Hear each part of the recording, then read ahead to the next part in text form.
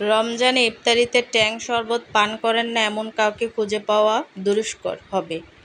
সারাদিন রোজা রাখায় দীর্ঘক্ষণ পর্যন্ত কিছু না খাওয়ার কারণে মানবদেহে পানিশূন্যতা এবং তৈলাক্ত খাবারের ফলে বিভিন্ন সমস্যা দেখা দেয়।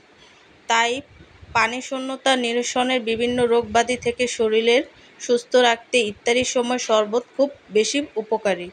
শরবত শরীর ঠান্ডা রাখার পাশাপাশি মনকে চাঙ্গা করতে পারে, সাহায্য করে। অল্প সময়ে সহজে ঘরে তৈরি করতে পারেন। ট্যাং দিয়ে মজাদার শরবত ভিটামিন সি শরীরের ক্লান্তি দূর করতে সহায়তা করে। তো আজকে আমি এই ট্যাংটাই তৈরি করে দেখাবো। খুবই সিম্পল একটা রেসিপি, আর এই ট্যাং শরবতটা করতে একদমই টাইম লাগে না। হাই গাইস, আসসালামু আলাইকুম, welcome back to my channel. কেমন আছো তোমরা সবাই? আশা করি ভালো আছো। আল্লাহর রহমতে আমি অনেক ভালো আছি। তো গাইস, ট্যাংয়ের শরবতটা তৈরি করার জন্য জাস্ট 3 গ্লাস আমি পানি নিয়ে নিছি, আর দিয়ে দিছি ট্যাং, আর দিয়ে দিছি চিনি আর লেবুর রস। তো তোমরা চাইলে কম বেশ করে লেবুর রসটা দিতে পারো, আর যতটুকু লেবুর রস দিবে ততই কিন্তু খেতে ভালো লাগে এই ট্যাংয়ের শরবতটা। আর যেহেতু আমরা সারাক্ষণ রোজা রাখি, ক্লান্তি দূর হয়ে যায় এই ট্যাংয়ের শরবতটা যদি আমরা খেতে পারি। তো মানব দেহের 24 ঘন্টার বেশির কার্যকারিতা থাকে না, তাই প্রতিদিন ভিটামিন সি দরকার পড়ে। শরীরে রোজার দিনগুলোতে দরকার পড়ে আরও বেশি পরিমাণের। হাতের কাছে ট্যাং থাকতে চিন্তা কিসের? তো এই ট্যাংটাই তৈরি করা একেবারেই সহজ, আমরা যে কেউ তৈরি করতে পারি। আর এই ট্যাং তৈরি করা একেবারেই সহজ, ট্যাংয়ের শরবতটা। আর খেতেও কিন্তু অনেকটাই ভালো লাগে।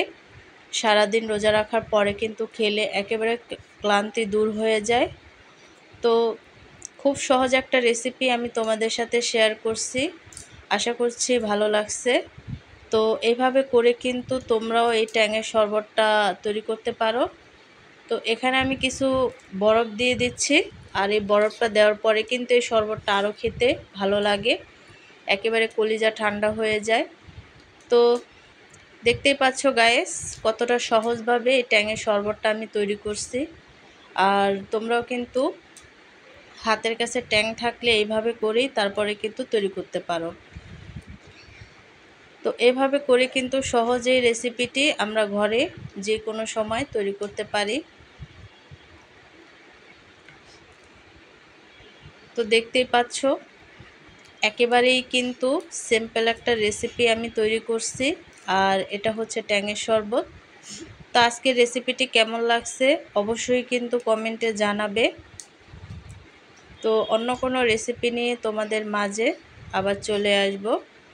আর এই ট্যাংয়ের শরবতটি অবশ্যই কিন্তু ট্রাই করবে, আর এটা খেতে কিন্তু অনেকটাই টেস্টি। সব শরবতের চাইতে কিন্তু এই ট্যাংয়ের শরবত